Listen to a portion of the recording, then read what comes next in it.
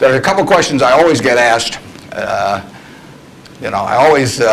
People always say, well, who should I go to work for when I get out? And I've got a very simple answer. We may elaborate more on this as we go along, but the real thing to do is to get going and for some institution or individual that you admire. I mean, it's crazy to take in-between jobs just because they look good on your resume or because you get a little higher starting pay. I was up at Harvard a while back, and a very nice young guy picked me up at the airport, Harvard Business School attendee, and he said, look, he said, I went to undergrad here, and then I worked for X and Y and Z, and now I've come here.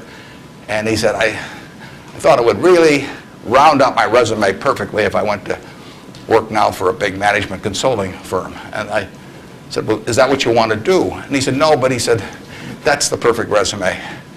And I said, well, when are you going to start doing what you like? And he said, well, I'll get to that someday. And I said, well, I said, your plan sounds to me a lot like saving up sex for your old age. It just doesn't make a lot of sense.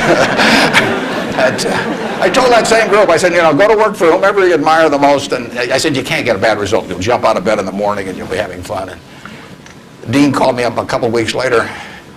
He said, what'd you tell those kids? He said, they're all becoming self-employed.